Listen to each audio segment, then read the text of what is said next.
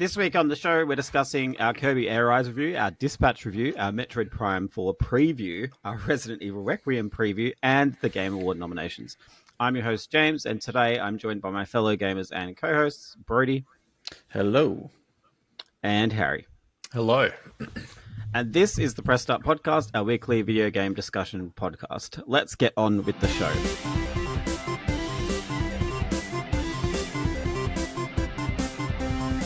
I thought since I've got the reins, I can talk about whatever I want. So I thought I would open with the Zinger Banh Mi. It's been a while since we've given people a food segment. So has anyone tried the Zinger Banh Mi? Regrettably, no, I haven't. I'm actually quite disappointed in you specifically, Brody, because I feel like we set this homework. I think you set this homework like about 2 weeks ago, and we still make it happen. Yeah. I do like the fingerling good KFC. So I've had Wicked Wings twice this week, but I forgot about the banh mi. So that's two opportunities. That's on me. And you that's passed on me. it up That's both two times. missed opportunities. Well, I have tried it because I did my homework, even though I couldn't make it last week. I actually had one at an airport, so it's a special Zinger Banh Mi. That's as in before the flight. After I didn't want to. risk Thank it. God. So that's especially brave. A rookie mistake. I'm pretty good with digestive. I don't have many digestive crises, but I just still didn't want to risk it. So, it's fine. It's like it's smaller than your average banh mi, and I think it costs double of what most banh mi's would cost. There's like not really a lot to talk about. Like I think the slaw is unique. It's not like just generic KFC slaw. I always appreciate a new element in any new food. And there's a banh mi mayo, but I don't know what's different about that. Like it's got a bit of a 5 spicy vibe, but I can't tell if that's the coriander or not. Talk me through the bread. Are they rolling out a tiger bun, or is it something? It's not a tiger bun per se. There's no tiger markings to be seen. Talk me through the bread. It is. I will say that the first thing I thought of, and it kind of made me realize, I don't think I've ever had KFC where the bread is fresh. So this was a bold I new don't think frontier they for do me. fresh bread at KFC. I think it's like packed with so much sugar it becomes closer to cardboard than It's bread. crystallized. But yeah. So this is fresh. It's a fresh crusty roll. I don't know how. On the crusty meter, I don't know how crusty it is. And how deliberately crusty that is. It's pretty good. Like I for a fast food item from a chain, I think it's pretty solid. I do recommend it. I think it is quite small though. I am on a health journey, as many of you may or may not know. So it's fat within my calories, if that's a word. Fit within my calories is probably the better word. Maybe. Fitted, yeah. I don't know. It was pretty good without the meal. I was satisfied, and yeah, I recommend it. I think it needs to have a little bit more uniqueness, though, like maybe a hoisin or something. You know, Banh mi of the year. Hoisin. I don't know if it's a banh mi of the year. Well, I don't. How many have I had? I don't. There's like, I don't know. It's not going to beat your local like $8 banh mi from the deli. That's like, you know. But I still think if you're in a pinch and you need a banh mi fix, it's going to do the job. Most importantly, it's got the drive-through factor.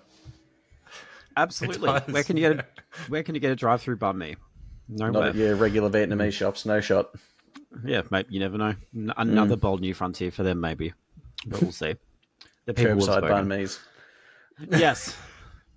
on that note, which is Speaking of got nothing to do with, maybe. That's good. Kirby Air Riders is a video game that came out today as of recording. I have played it. I don't know if have you given it a shot in your break, Harry, by any chance today? No, I picked it up after work, so I'm going to get into it tonight, but I'm very eager. Did you indulge in the amiibos as a treat? No, because I feel like I do really like them, but I do feel like it's a slippery slope, and I buy enough amiibos as it is. Yeah, that's fair. And I think as they're soon going to as I do get one or everything. two of those Kirby ones, if they do one for almost every rider, too much money. Yeah, no, that's fair. So obviously I played it. Otherwise, I wouldn't be here. I would come anyway because I like to be here chatting to my friends. But regardless of what I've played, but yeah, I have played Air Riders. My review went up last night. I think mine was a little bit. I want to say the average I think is 80, so I gave it an 8.5. So I liked it a bit more than the average, I guess. Although there was a crazy score that was like 4 out of 10. Yeah, and it's Wow. not sixes as well. It's been pretty spread out. And I did think this when I played it, because I played this on the plane to Sydney to play Resident Evil, and at first I was like, "Fuck! Like, why did I say yes to this?" Because like it wasn't, it didn't immediately ingratiate itself to me, right? Like it wasn't an immediately appealing game. But there was like a point in that 5-hour flight where it just clicked, and I really enjoyed it. I don't know if it's because I couldn't do anything else, but it was really solid. And then obviously I got home and played it with friends, and that really cemented it for me. And I do think that is a big thing with this game. I think similar to Jamboree, you'll get as much fun out of it as you've got people to play it with. I think there is a lot to do solo. Like there is a full story mode with cutscenes that have insane production quality for like a Kirby racing game. Some of the best looking cutscenes I've seen in a Nintendo game, or maybe in any game. I don't know. It felt a lot like Brawl's Subspace Emissary in that way.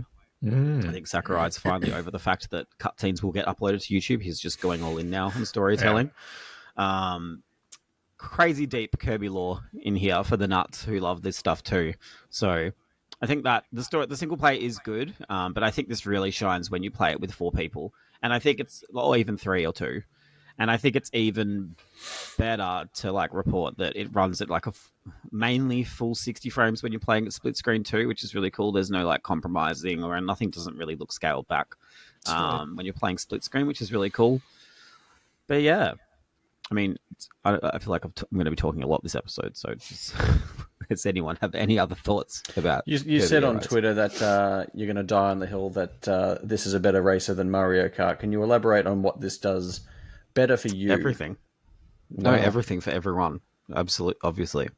Is that sufficient enough an answer? That was succinct, sufficient, beautiful. No notes. No, I don't know. So I don't know how you guys feel. I mean, I know how Brody feels because he wrote a review about it, but which I read again this week just to be sure that I wasn't being too salacious in my. Thanks for the hit, baby. Welcome. That's what we do for each other. Yeah, I don't know. Like, I think Mario Kart to me, like I said this in my review as well. I think Mario Kart is very, like, everyone can pick it up and play it, right? Like, I think there is definitely a casualness to it that really lends itself to, like, I guess a big group of normies.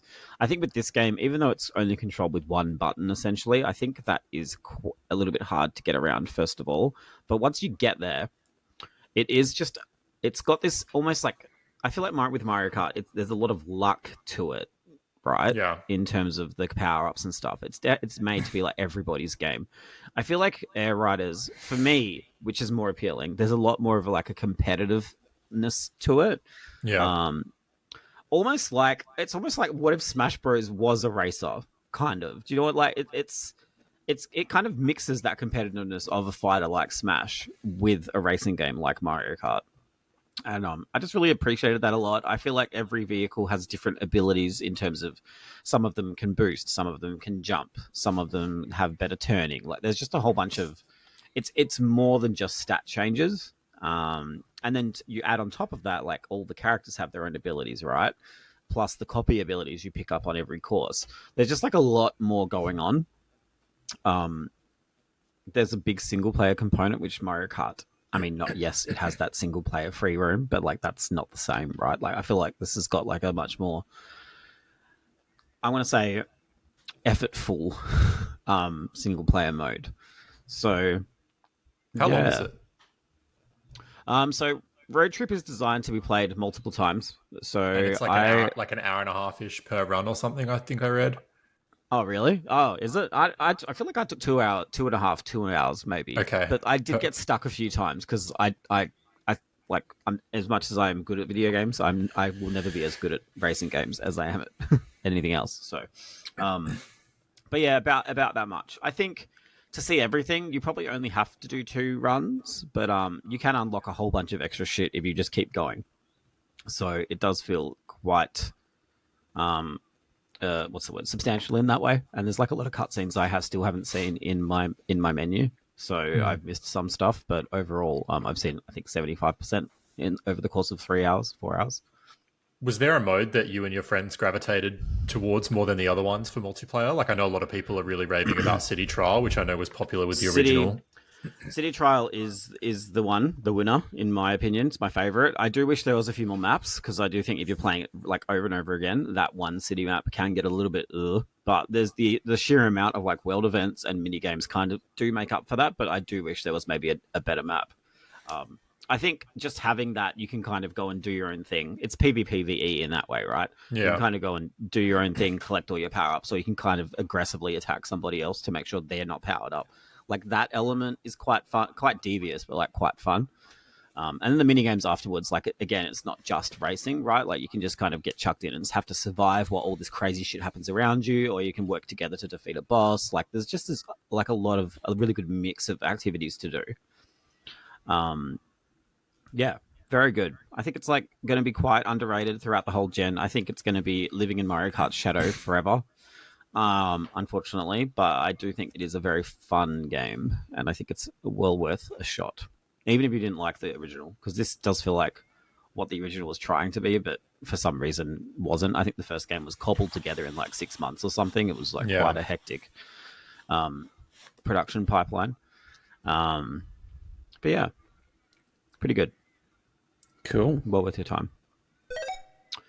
Speaking of worth your time, apparently, I wouldn't know because I haven't played this, but Brody has played a Dispatch. I think finished it. Is it? The whole season's done, right? Is that the idea? It's done now. Yep. Yep. So As of season about one, a week or maybe ago. the only, maybe the only season. Who knows? Has come out this year, and Brody's just finished it. You did tell me you thought it might be a front runner for your game of the year. So I want to know why. Why? What is so interesting about Dispatch? Well, if you're like me and you're one of the people that like really enjoyed like early Telltale, like when they're at the real peak of their powers, like The Walking Dead, The Wolf Among Us, and like that pedigree of storytelling and like character work and, you know, making those decisions feel like they matter. Like Dispatch does all of that like really well. It's a cool novel approach, I feel, to the superhero genre. Like it's very much in line with, say, The Boys or Invincible in the way that it sort of presents, you know, superheroes integrating into everyday life as a regular sort of thing. And I always love stuff like that. The way they do it, obviously, with Robert Robertson being like a dispatch agent for the superhero agency and how they sort of like curtail that into the gameplay loop of it, which is the dispatching itself and some light hacking gameplay I'll get to later, I suppose. But the story is just really good. Like, obviously, mileage will vary in terms of how you make decisions and stuff, but the canon and the story that I arrived at, like, I was super satisfied with. I thought it was really good, almost as good as like any TV that I've seen this year. Like, I'm super jazzed with it. Like the season 6 cliffhanger is like, when you get to it, you'll know. Like, it's so good. Like, my jaw was on the floor. I was like, I can't believe they've just done this shit. Did you play it as it was coming out, or did you do it all in one go? No, I played it as it was coming out. So that's not entirely true. Like, I played the first 2 episodes when they came out. I waited 2 weeks, and then I played basically 4 of them in a week, and then played the last 2 when they came out. So, and that's another thing that I think that this did really well. Like, Telltale toward the end, it was fucking a mess. Like, their episodic release strategy. Like, you'd say there's like 4 or 5 episodes in a season. You'd get them like 2 or 3 months apart almost. It was really bad.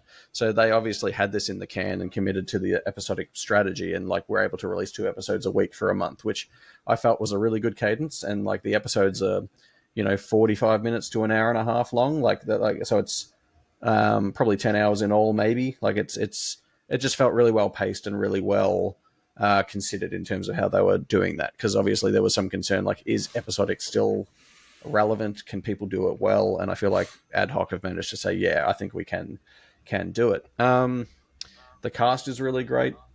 Obviously, that's a factor in this, and the way they utilize talent from, there's Hollywood actors in this, there's TV actors in this, there's people who have like dominated the video game scene for a decade, and you've even got like content creators like who, this might be their second to third role in video games in voice acting, but there's not like one bad performance in this thing. Like, even if like you're, the minor characters who only, have 10 to 15 lines of dialogue in 8 episodes, like they're often scene stealers. And like, and that's largely thanks to the writing. Like the writing hit for me, like it's my kind of humor. But yeah, so I was just really impressed with the cast from top to bottom as well. Yeah, the dispatching itself, like it's almost like a little puzzle game where obviously you're presented with these. It's like a city map, and then you're presented with all these crises that pop up here and there, and your job is basically to familiarize yourself with this team who you've basically taken under your wing and are trying to, they're like a Suicide Squad band of misfits kind of thing. And obviously learn their strengths and weaknesses, develop them, and then obviously make the right calls and who you send out for different tasks and stuff. So, yeah, so the way that sort of feeds into the idea of like, Robert Robertson, like considering these people, his like new family and stuff like that, and all the tough choices he has to make in terms of managing them and like navigating the, inter-office politics that come with their jobs and stuff. Like, I don't know, it's just a really fascinating take on, I guess, the whole genre. And yeah, I was just super jazzed with it after 8 episodes. I think they could leave it as one season and I'd still be super satisfied, but I certainly wouldn't knock back a second season of it at all. In terms of, I think back in the day, Telltale games, I think a lot of people were a bit tired of the fact it was just like the same shit, just a different story. In terms of like they weren't evolving the gameplay in any meaningful way. But at the same time, maybe especially about the game we're going to talk about after this, it has been so long that maybe that old style feels new again anyway. Possibly. My question is, my point is, you're like, what is your point? I want to know, like, is it literally just you watch stuff and make choices, or is there, say, like, shootouts or something like that? Is it purely just video in that way? Yeah, look, it's largely video, so it doesn't have like, which, isn't a bad thing. It doesn't have like I would say like this would have made a phenomenal TV show in its own right. Like if there was no interactive element to it at all, like it would have been a top tier show. But yeah, it's mostly watching things, obviously making dialogue choices.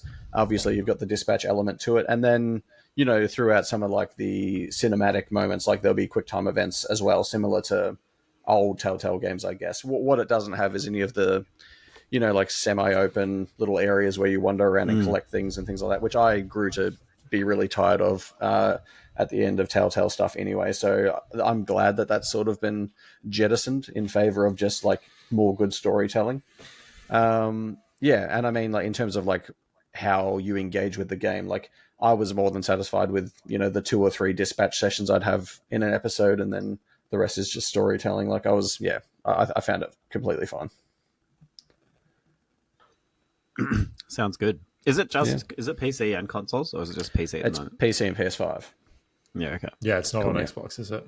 I think they said that because the Xbox market is probably not worth developing for with their budget constraints. That's true. But it's just PS5 only. But I mean, with the success they've had, I mean, I think I read today that they've hit their 3-year sales targets in 3 months. So wow.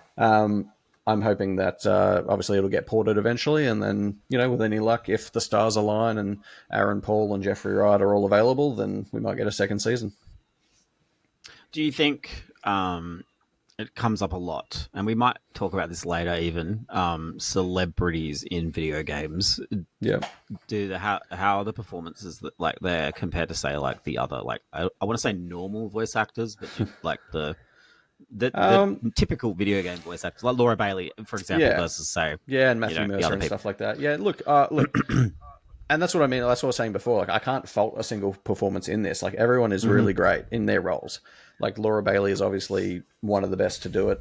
But that said, for Aaron Paul and Jeffrey Wright, who obviously Jeffrey Wright was in The Last of Us, but probably don't have a heap of voiceover work under their belt. Like Aaron Paul was really good. Like, I could hear the Aaron Paul of it all coming through every now and then. Like, I feel like he is that dry, sarcastic sort of character. He was that kind of in Breaking Bad. So in that sense, it was kind of much the same, but like really good. Jeffrey Wright was probably the standout for me. Like his role as Chase is probably almost the heart of the game in a way, and you'll know what I mean when you play it. But I mean, I thought the way the cast all worked together, regardless of their, I guess, status in the world of acting, like I don't know, there was a good cohesion there. No, that's good.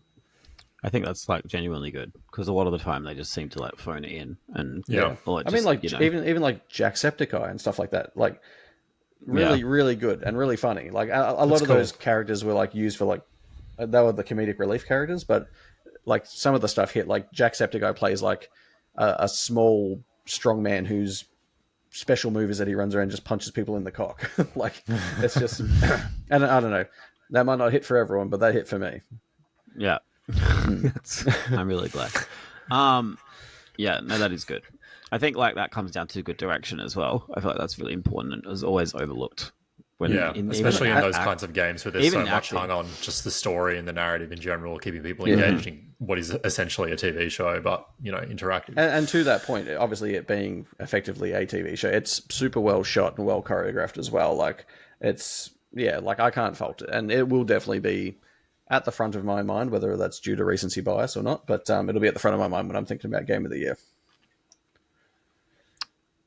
Yeah, but it's in a weird eligibility for the Game Awards this year. Hey, like I feel like look, I hadn't looked into that part of it. It still went up. It got nominated. Yeah, okay. For best debut indie, I think. So I guess it would be hard, but I just mean like for Game of the Year, they could never have maybe competed because no one had experienced the full thing until after the cutoff. And look, because... and to be fair, when we'd submitted our votes, I hadn't finished it, so I didn't even consider it at that point. So. Oh, well, Disgusting. When it comes to the awards that matter, the Press Start Game of the Year, we'll be able to... The world is watching. The world is waiting. Waiting with bated breath. Yeah, absolutely.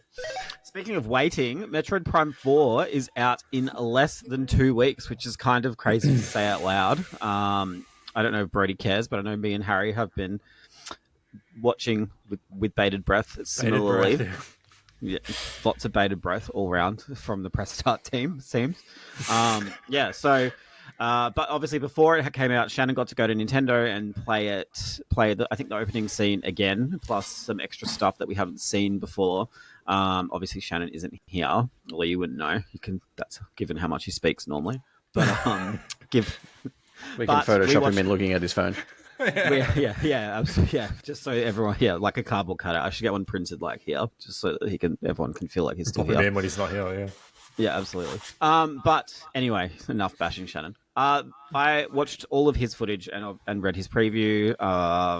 So did Harry, I'm assuming. I want to start off with Harry's thoughts because obviously we've both been talking beyond this. But yeah, Harry, like what? Good one. Harry, what are your thoughts on what we've seen about Metroid Prime 4 so far? Yeah, there are some aspects of it that I like and I'm excited about. I think the music sounds good. Combat looks good. It's definitely a Prime game. I would be lying if I said that I wasn't a bit worried about where it's going. I know that a lot of people, and obviously this is in relation to like Miles McKenzie and these Federation troopers that seem to play a pretty big role, not just in the story, but also the gameplay loop. Mm-hmm. I think that like isolation is such a core pillar of like not just Metroid, but especially Prime.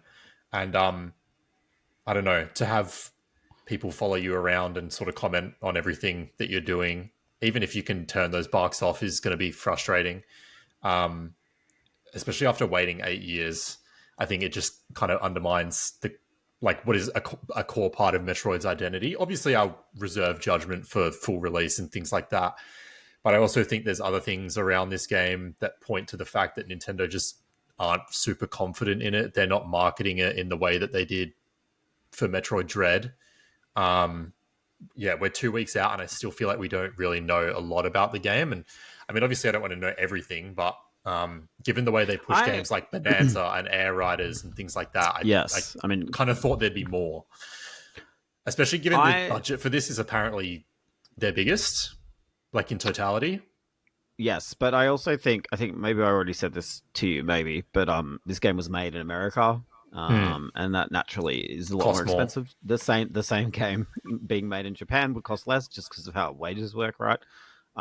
But I wonder if maybe that's why it's not being marketed, because marketing costs are expensive. So like if you want to try and shift and make that margin wider, that might be a good way to do it. And I do think, in a way, that like all the discourse around this has drummed up more interest in it, which potentially, I mean, it could be a good thing, could be a bad thing, because if they are leaning super heavily into dialogue and, you know, integrating more characters and stuff, they'll probably continue to do that with future games if it sells really well. I also want to clarify that I don't think characters in a Metroid game is a bad thing. I think so much of what is an issue with these characters, or at least what we've seen of Miles, is like, first of all, his specific kind of writing, which is very Marvel humor, for lack of a better term, and also the way that like he barks at Samus for like in puzzle solving and, you know, missing save rooms and things like that. Like that is just going to be so grating and out of place in Metroid. Yeah, I agree. I do think we maybe, I mean, we are talking about it right now, but we shouldn't probably talk about it too much either way. Like, I think a lot of people are doom and gloom, but the other way, people are like, it's going to be fine. Like, you don't know. I just don't think we have seen enough. Yeah, absolutely. But I do think totally agree. It is an odd beat to lead with as the final preview is to not let people touch the bike stuff, which I think was a big point of question for a lot of people. Yeah. And then also to, instead of letting us do any of that, to like then kind of have this point where perhaps your quippiest character, because I think the other characters might not be as like they seem bumbling. Their designs at least seem more serious. Yeah, like a bit. Yeah.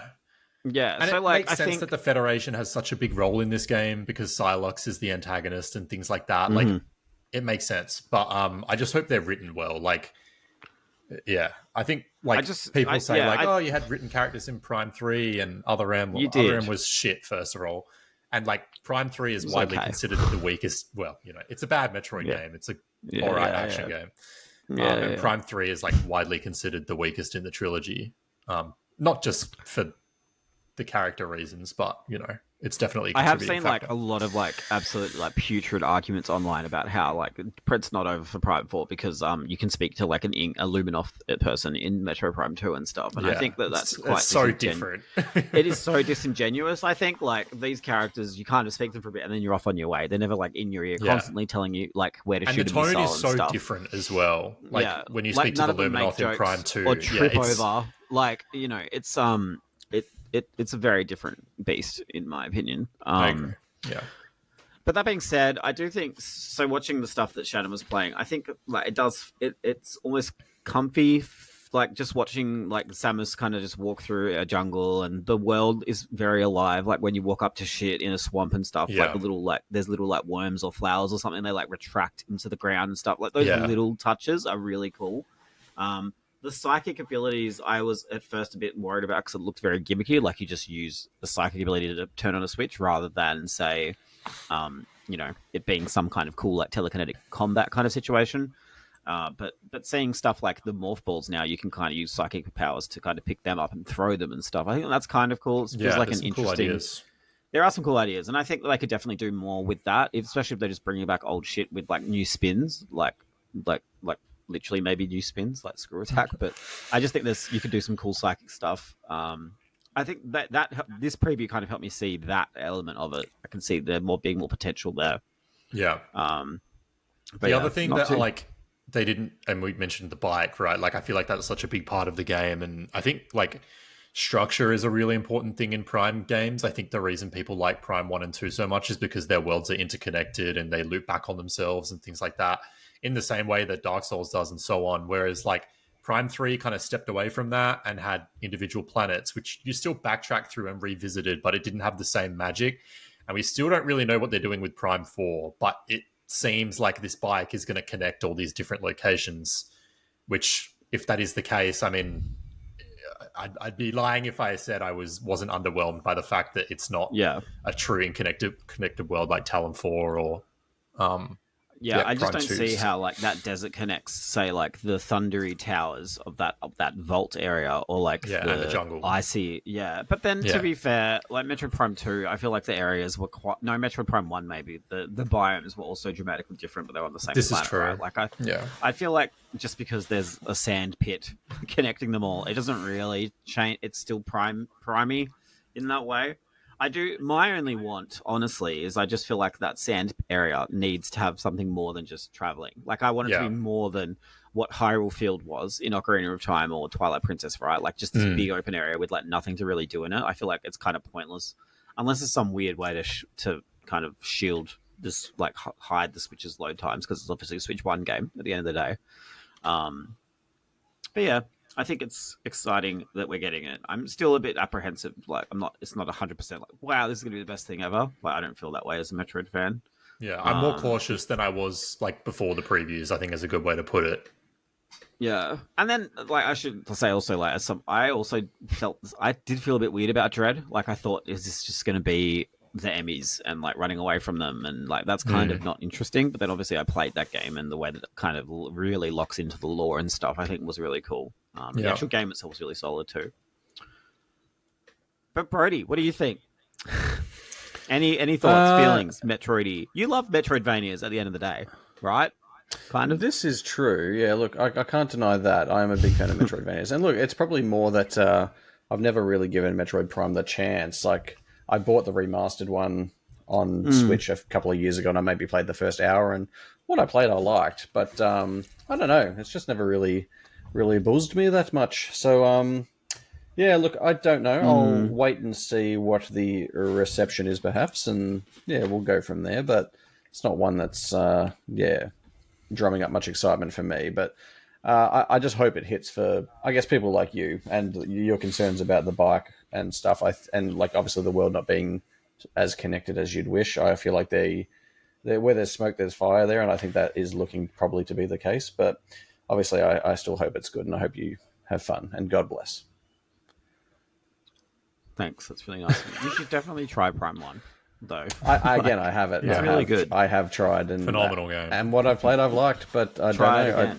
I just keep falling off. I just keep falling off. But I just don't think there's no games like, I know where there's a lot of Metroidvanias, but I don't think there's any games like this. I think the closest thing I've played was Journey to the Savage Planet, and that is just such a tonally different kind of game anyway. I just don't think in general there are many 3D Metroidvanias, especially like these days as well. Like they're almost all 2D, which is fine. Like I love 2D Metroidvanias, but yeah, like there's nothing like Prime. I think I replay the first game every year, and I revisit Echoes and like Corruption every other year as well.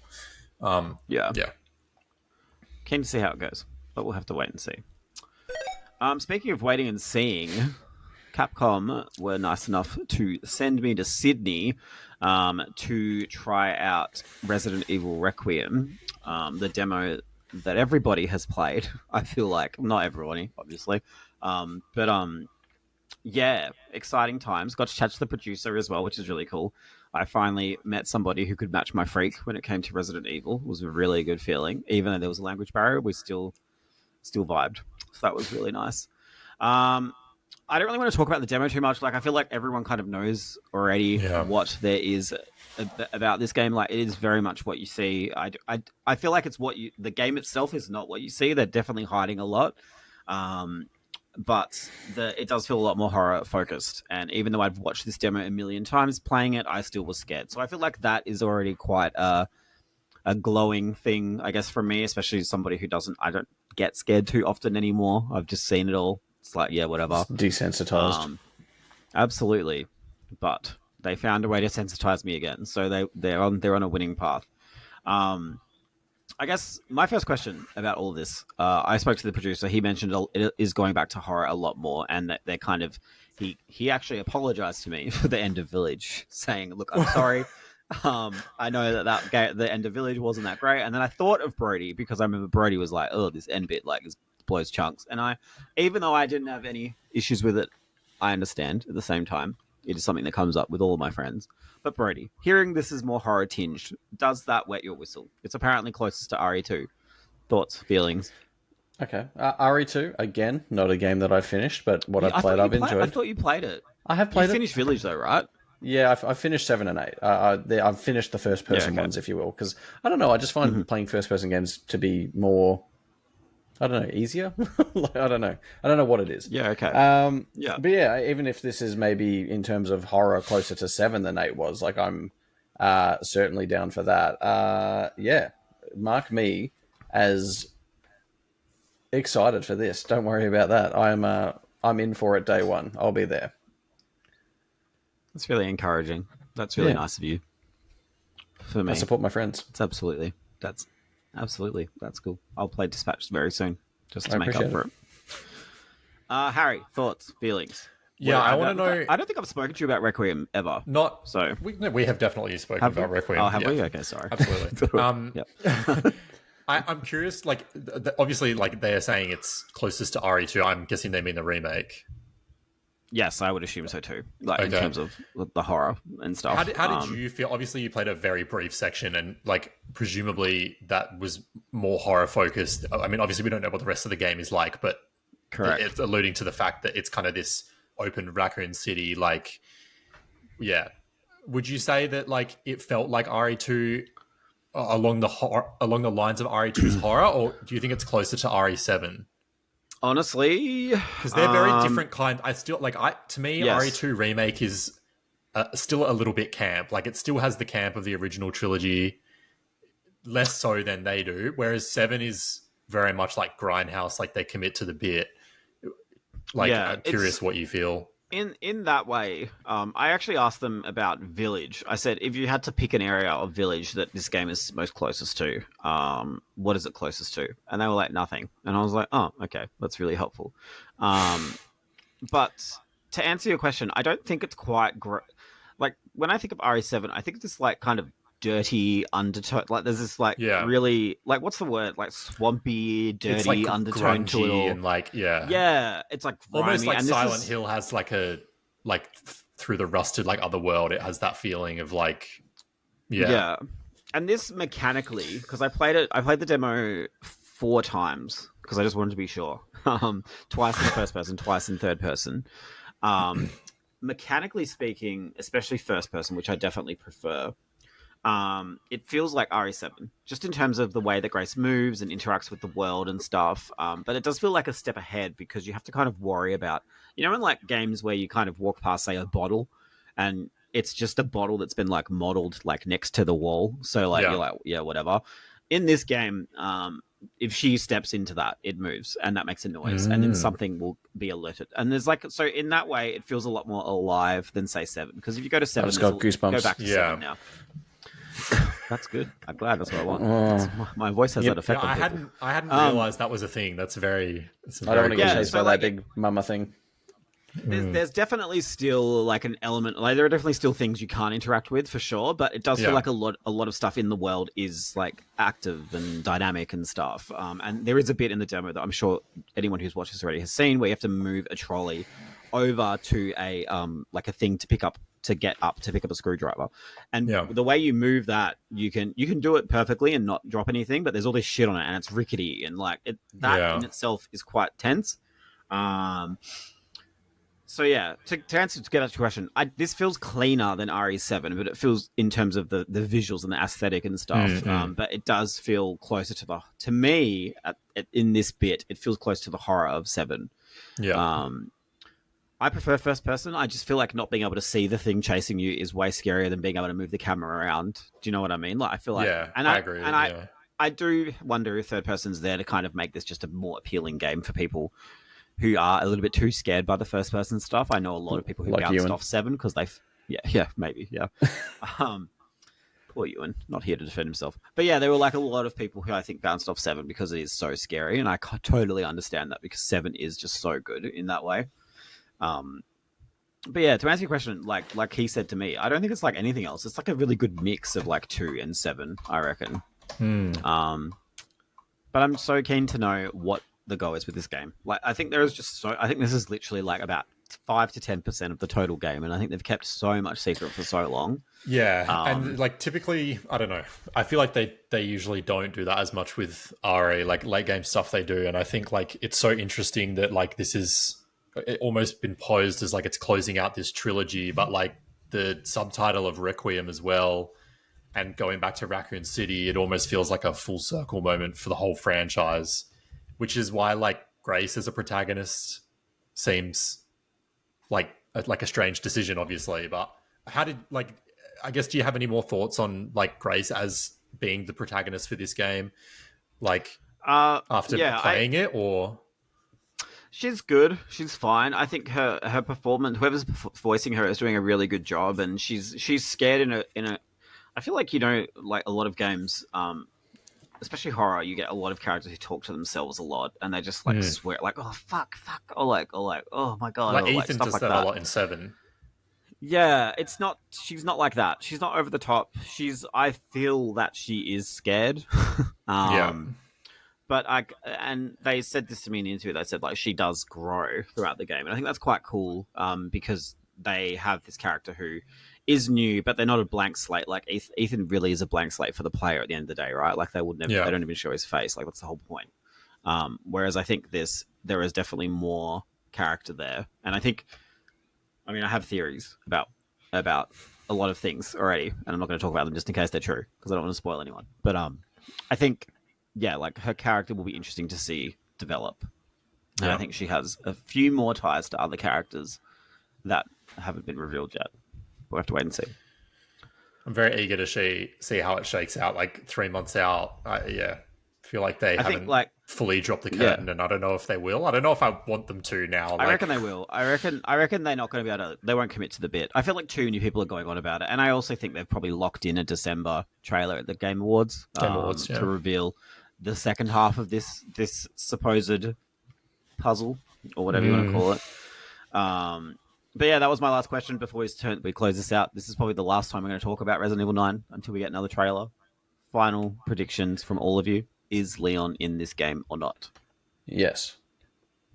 I'm going to go one step further and say that he and Jill are in this game. Yeah, okay. I think I've given up on Jill, so I'm saying yes. It's just Leon. I think Leon will be returning. Leon will be in the Game Awards trailer at the end. Yeah. Oh wow. Yeah. I know. I'm not willing to commit to that yet. I think they'll tease maybe. I'm doing it. I reckon they'll do a trailer with that. It's just like a silhouette, and you just see like Leon's hair, Yeah. and it's in the dark. And then they just end it, and they're like Resident Evil Showcase, like a Who's That Pokemon? But yeah, it's Leon. kind of, but with the Leon hair. It's a silhouette of a roundhouse kick. Yeah, maybe, or they'll like make it like give it a tinge of like grey because he's old now. I thought Harry was going to get out of his chair then and do a roundhouse kick. Imagine. Yeah, that would be good. You could reenact it. But yes, we'll see. But yes, I do think it's a poorly kept secret at this point. But we'll see how we go. But yeah, speaking of the Game Awards, nominations dropped this week. Claire Obscure leads the nominations with 12 nominations throughout all the categories. Death Stranding 2 and Ghost of Yote have 8. Hades 2 had 6. Silk Song and Split Fiction had 4. Other games had nominations too, obviously, but they're the big ones that came out with a lot. Are there any surprises or snubs from you guys? Like, did anything shock you? Or I was obviously just playing my Xbox bias card a little bit. I was genuinely surprised that South of Midnight didn't feature for like sound and music as well as art direction. Like the art direction in South of Midnight. Like, say what you will about the game, but I don't reckon many could fault the art direction in that game. Similar with Keeper. I feel like Keeper was a really pretty game as well. So to see those, and like I get Hollow Knight is a fan favorite, but I don't know. I don't find much special in terms of the art direction in that game, if I'm being honest. But that's fair. Yeah, so I mean, a safe public space. Yeah, I mean, I don't know. I feel like that was just an easy pick for a lot of people, maybe who couldn't think of another game. But yeah, I don't know. I just feel like South of Midnight should have been there, personally, at least. But yeah, beyond that, I mean, hard to fault. It's been a pretty solid year, I think. Shout out to the Mega Bonk developer for rescinding his own nomination because he's made games before. So yeah, it's nice. Yeah. But yeah, what about you, Harry? You speak first. I'm pretty like it's almost what I expected overall. I do feel like Split Fiction got a little bit shafted. I feel like, I look at the games that got nominated for Game of the Year, and like I don't know what I would trade out for Split Fiction, and I don't know if part of it is like recency bias, where like Hades 2 and Hollow Knight came out pretty recently, but like. I had such a great time with Split Fiction. I feel like it should be up there. But other than that, like, I think we all know what's going to win as well. But Yeah, I on the topic of Split Fiction, I really enjoyed Split Fiction. I had a really great time with the person I played it with. But I do feel like we finished it and we were like, oh, I think It Takes Two was better. Like I don't know if you guys felt that. I didn't really. I wasn't a big fan. I played It Takes Two twice. I definitely like Split Fiction more. I think It Takes Two is like, also fantastic, but I think Split Fiction just had more, like, so many moments where, like, I just couldn't believe what was happening on screen. Like, and I played it with my partner who doesn't play a lot of games, and she was totally enthralled by it as well. Like, yeah. We both enjoyed it. I just think I don't know, like I feel like the concept was a little bit, I don't want to say done to death, like, because there's definitely no other game like it, but I did think, I don't know, I just didn't think there was enough variety. I know that's going to be, that sounds crazy to say, because I know, like, the game throws you through so many different things, but I do think mechanically, when you get down to it, there was just a lot that was the same. In terms of what one player is doing and what the other is doing. So, and it also doesn't mean that it didn't get nominated because it's average. I just feel like there were just so many games that were better for me. Yeah. Harry, you said we all seem to think what's gonna win. Like I don't know that we'd all necessarily be aligned on that. Really? Claire Obscure's got it in the bag. I don't think there's any way that. I don't know. I could see a world where Death Stranding would win. Honestly. I don't, because I think Death Stranding I feel like Bonanza is probably more likely than Claire Obscure. The Bonanza of it all.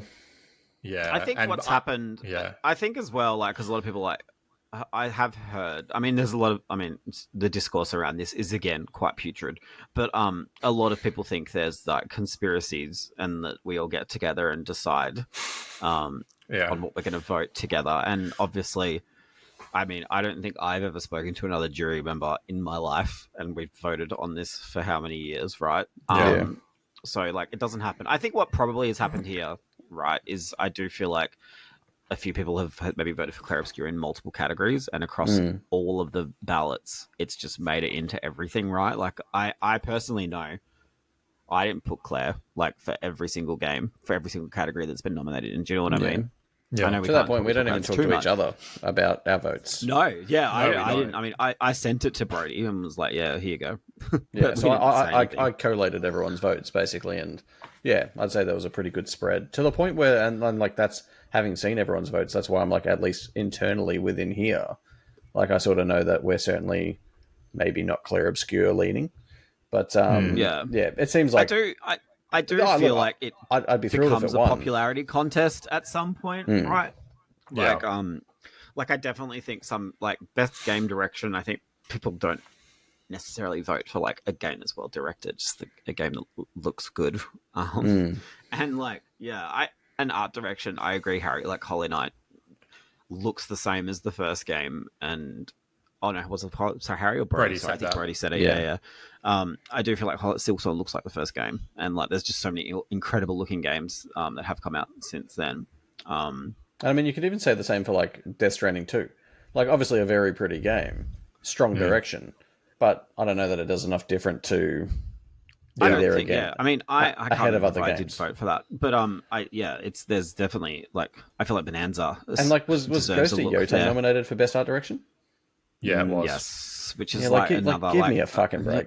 Like that and like no Silent Hill F in art direction is like a weird one to me. It's like hectic to me. Yeah, I agree. That's like hectic. Like, I feel like play more games, people. Play more games. Yeah, and that is my dream. That's all I want people to do, and that's why like my biggest complaint in this list is performance. I can't believe. Yeah, so many Claire nominations. 3 people from Claire Obscure have been nominated, and like I don't have anything against these people. Like I think. I do think Ben Starr does the same voice in everything. Like I haven't played Death Dead Take, so you know that if he's completely different, he is American in that, to be fair. So good for him. So that's the one game I need to play to convince me on Ben Starr's range. But right now, I just feel like every single game he is in, he plays the same character voice wise. Charlie Cox is in it for like not long. Like I feel like people just need to relax, and that's not even. He didn't even do mocap for that role, which also is another issue entirely. Like performance. Is it voice performance or mocap? Like some of these people have done both, right? Whereas with Charlie Cox, like I think he just rocked up to the recording booth and did like 10 minutes and forgot about it, and everyone loves him, right? Like I think the fact that like Charlie Cox got nominated, but Andy Serkis didn't for Renoir is like the godfather of mocap. Absolutely hectic, hectic to me as somebody who's played Clair Obscur. Like Serkis was genuinely fantastic in that game. Like his performance as Renoir is like delivers English the whole end of the game. Male, like 100%. I feel that way. I just feel like there were just so many better performances. I was glad to see Troy Baker nominated, though. Admittedly, I was shocked about that. I thought surprised. I thought people wouldn't remember, but the streets remember. Yeah. Well, that means everyone's going to remember Metroid Prime next year, obviously. Miles McKenzie. Yeah, absolutely. But I just think, like, coming off, say, with how much Death Stranding was nominated, like Luca Marinelli in that game. If I don't think Brody, you're at that point yet, but I'm just about to get there. Some great performance from him, especially in the scenes with his wife. The girl who plays Melanoe in Hades, like Luke Dale. Yeah, she was fantastic. So good. Yeah, like Luke Dale in Kingdom Come 2. Like, there is just so many. I mean, even Alex Jordan in The Alters, like, he plays himself, like, multiple times. Like, there's some really incredible roles there. But the best that people have come up with is, like, fucking 3 characters from Clair Obscur. Like, I don't know. That just, like, shits me a little bit. Yeah. It is an issue of just not enough games being played, I think. Yes. And look, it's hard. Like, it's hard when there's so many good games coming out. I agree. Not everybody. Like, I mean, I've played like 55. When I did this, I listed out everything I've played, and I was like, "Fuck, I need to do something else in my life." But I think it was 55 to 60 games I've played this year, and that's a crazy amount. And I don't expect everyone to do that, but play more than 5 games, maybe. This is my wish. I do want to shout out. Like, I think it's really cool. Konatsu Kato got nominated for Silent Hill. I'm really chuffed she got Japanese nominated. Performance. She does great in that. I think that's really cool. I think it's the first time a Japanese person has been nominated for a Japanese performance. So, yeah. Shout out to Ball Pit. That's my, it's very close to my game of the year. Yeah, I'm glad that got a It's up to us, James. It's up to us. Way. It is us. Yeah, it is. The Ball Pitters. Yeah. We're the pit sniffers or the ball boys. Ball sniffers. The ball boys. Whatever you want. Yeah, absolutely. Okay, so while Xbox had no nominations, they do have a partner showcase tomorrow. So for the rapid fire this week, I just want to ask, are we expecting anything? Brody first. Based on online rumors and storefront listings that have leaked, I'm going to say stealth drop for Silent Hill 2. Sorry, that's not exactly buzzing you, is it? So what else can I say? That makes sense. Half-Life 3. I think people even if Half-Life 3 existed, it's not the game. No, it's everything. It exists. The ledge is here. I'm here. I'm about to fucking jump off and go down this rabbit hole as well, and it's going to become my whole identity. Okay. What could it do? What could it possibly do now? Exist. Exist would be enough. Please just exist. There's really credible leaks and rumors around Half-Life 3. It sounds There's been leaks and rumors. That, you want though. There's been leaks and rumors for fucking. What is there room for this to be good? Yes, I think so. Story, what do you want from a Half-Life game? I feel like each game had This is not a rapid fire question anymore. No, it's not. Obviously, you don't listen to the show. It never is, and this is a topic. So we've already look. I don't. There was a leaked script or like a release script. I think like Mark. I can't remember his name. Mark Laidlaw or something like that, possibly. Yeah. He was the writer of Half-Life, and he released what the episode 3 script would have been. If they get somewhere even close to that, where it sort of ties into Portal a bit and ultimately just closes out the story that is Gordon Freeman's and the Free Man, I don't know. I'd be happy for it. I don't know what it can do mechanically to be different, because obviously the first one was just a step forward in storytelling for first-person shooters. The second was a step forward in physics engines. I don't know what they can do here. Whether it's just meld the games together and the gravity gun becomes the Portal gun, and then suddenly Half-Life is Portal as well. That'd be pretty fucking wild. But yeah, I don't know. I just want it to exist so bad. And that's my answer. Maybe we'll be talking about it next week. So hopefully Half-Life 3 shows up tomorrow at the partner showcase. Yeah. Harry, any thoughts, feelings besides that? I hope and feel pretty confident that we'll see DLC for Doom: The Dark Ages. Oh, yeah. No, but is that a partner? Does that count? True. I don't reckon it does. I mean, it's been at all of. I don't know. I'll go with that. Okay. Though. If not I that assume Ninja this is, Gaiden yeah. 4 DLC, I feel like it's too early though. Oh, yeah. Can they add a fucking a story, like a story that works to the second half? That would be good. One game I'm keen to see is Reanimal as well. Like, I'm excited for that. Yes. Yeah, I've been playing Little Nightmares 3 with a friend, and like it is okay, but you can definitely, it doesn't feel like the first two. So I'm like keen. Reanimal will probably scratch that itch a bit better. Yeah. So yeah, I would love a good surprise. I know Silent Hill probably is their big surprise, but I would like something else. I don't know what they could do possibly. Didn't you see today the rumors of Death Stranding 2? I did see that. Very the horrible convincing. Photoshop. But that's also too soon. Like I feel like I played that'll be that, next year, like 5, maybe 6 or months 2, ago. 3 It's years. at least a year, right? I feel like yeah. Anyway, let's move on. Let's close this out with a few little fun and games. I've lost my script. Very good. 2 seconds. We're going to play What the Wiki, which is exciting. What the Wiki is the Press Start podcast game show where the previous week's winner reads part of a Wikipedia page for an unknown game and the contestants must guess the game. A point is awarded for each correct guess, and the round ends after one person scores 2 points. As our scheduling has been a bit of a clusterfuck this week, I will graciously host to give Harry a chance to win. It's only the fair thing to do. Even though it might cost me the win, because Brody will jump ahead, maybe. Don't sell Harry short. How dare you? It's not about Harry selling Harry short. He literally can't earn 30 points from one round. So but he can keep me from earning too. Yeah, that was the implication. True. That's actually quite good. I should have picked my games. Change his games now. Yeah. I tried to pick something that was fair and equal, but now I'm not sure. Okay, let's go. Are we ready? Oh, no, wait. Yeah. I'll give you the scoreboard first. That's more important. So I'm leading, obviously, on 36. Brody's on 33. Ewan's on 31. Shannon's on 26. And Harry's on a big, fat 6. Massive. A big, fat 6. Yeah. PH fat. Huge. So are we ready? Yep. Team. Yeah. Oh, here we go. This game takes place across a variety of levels, many of which require certain objectives to be performed to progress. The main character can use a variety of weapons, consisting of close-range weapons such as swords and clubs to long-range weapons such as crossbows. Many can be charged for a powerful attack, and some, such as the club, can be used to access areas that are otherwise inaccessible.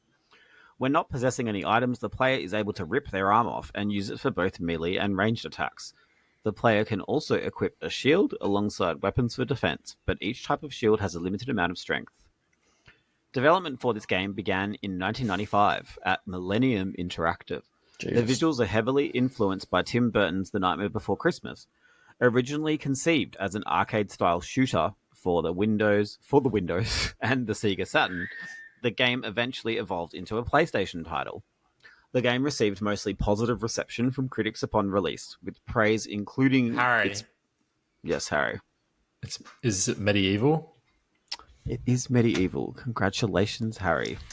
Thank you. The best PlayStation game ever, besides Siphon Filter. Are we ready? Yeah. Sorry, Brody. You're so crestfallen. That's just not my wheelhouse. Crestfallen. I thought you would have known medieval. Sorry. Yeah. But who knows? Maybe you'll know this one. You never know. No, maybe.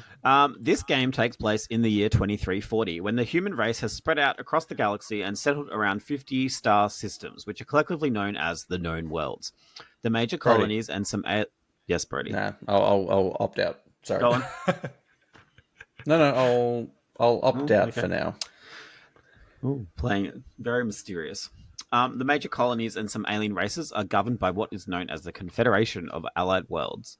They patrol borders, protect their people, and keep watch on hostile alien races, as well as humans who wish to work for the aliens. This was like the most poorly written Wikipedia article I've ever read, by the way. The game is a squad-based third-person shooter that uses 4 members of a team who fight in numerous battles. Each character on the team has their own strengths and weaknesses. The story is of a science fiction setting where humans spread throughout the galaxy and tension arises with the threat of a hostile alien race. The squad is sent in to confront the enemy. The game began as a PC game in the year 2000, but was soon turned into a first-party title for the console it released on, following a buyout of the developer by the publisher.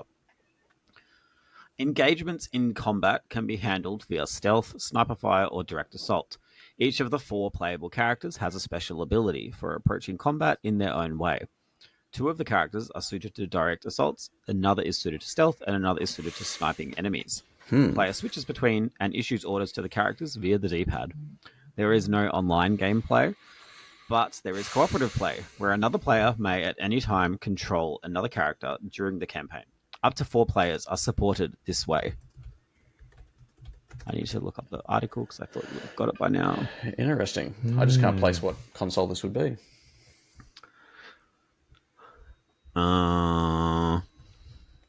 Sorry, everyone. Sorry, listeners.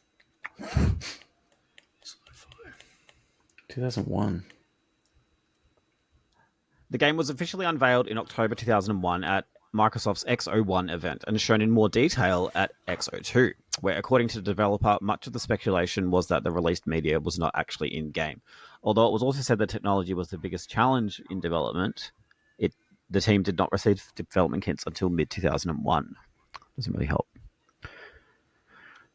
I wonder if there's been red herrings throughout this, that like maybe the game changed scope and it's not exactly what it sounds. I can't think of any like Tagline is dangerous alone, deadly together. Brody? Yes, Brody. Is it brute force? It is brute force. Congratulations. Oh, well geez. done. That was a slog. Deep cut. Yeah. Now this one can go either way, I reckon. So pay attention. Here we go. For the win. The open world of this game is subject to exploration and the collection of resources. The main character's weapons are color-coded to inflict damage on a particular set of enemies and, like the main character's companions, can also be enhanced. The companions support the main character in battle and puzzle solving. The game uses a third-person perspective and incorporates action role-playing and Metroidvania elements in its design, progression, and systems. The game was directed by Metroid Prime trilogy director Mark Pacini. Written by Joseph... Oh, shit. Harry. Is it Recore? It is Recore. Congratulations, Harry. He got 2 points. Who would have thought? Sorry, Brady. Please. Just means you got to come back next week. Yeah. He might not. Otherwise, James is reading again because isn't there all the... Yeah, literally. You know what? That's why I haven't made any Take points. a week off, Harry. Anyway, congrats, Harry. Because you're so far behind, I thought I would give you... Should I give you the trivia questions or should I give Brody the trivia questions? We've How are we prepared feeling? trivia questions for you. What do we think? We've prepared questions for you. Have we? Wait, have you prepared We some? have. You've got an option. I've prepared you a question related to Super Metroid, and Harry has a suite of questions from the Metroid Prime franchise. Oh, So- I have questions. Well, we But, can okay, come back to that's that, fine. but this is for your point. No. For my point. Oh, I see what you're saying. Right. Yes, That's really yes. cool. I didn't expect this. Okay, cool. Well, let's go. Well- Hit me. Well, which Do you one do you want want? Super or do you want Prime? Super Metroid or Prime?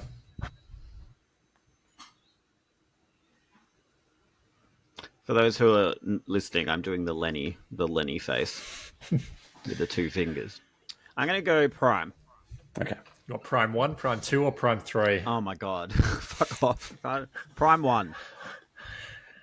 How many gonna be Chozo awful. artifacts do you need to access the impact crater? Fuck. Wow. Let's go 8. And this is not deep cut like Ewan's was. It's 12. Oh, really?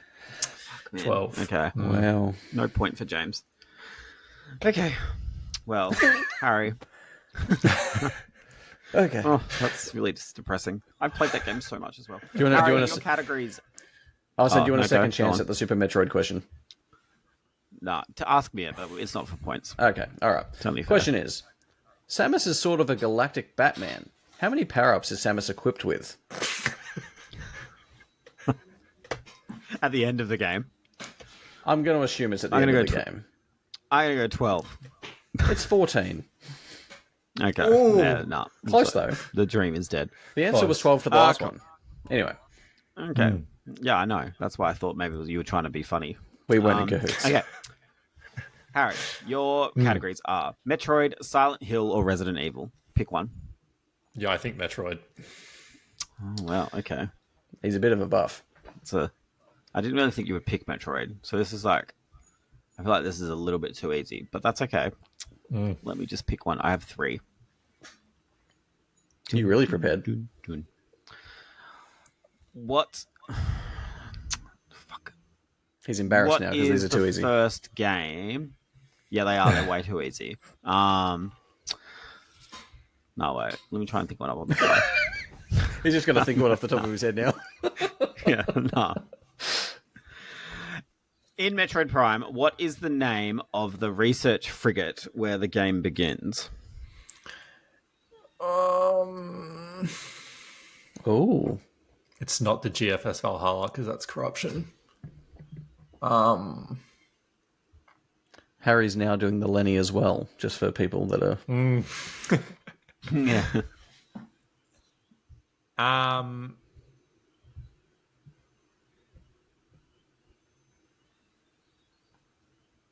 Is it Helios? No.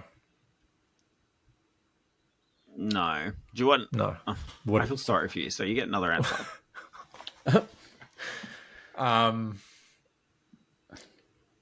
Is he in the ballpark with Helios? Can you give him that? Like, not really. No. Dead air. Yeah, I don't know. I don't know. No, it's okay. It's the frigate Orphean. Oh. Because the track is called the Sunken Frigate Orphean. He almost slid out of his chair. He was so disappointed. Yeah, I know. But that's okay. You know, it's all right, Harry. So was James when he said there was 8 Chozo artifacts. Yeah, he literally was like cringe. It's like, I don't even know the length of Samus's inseam, let alone how many Chozo artifacts there are.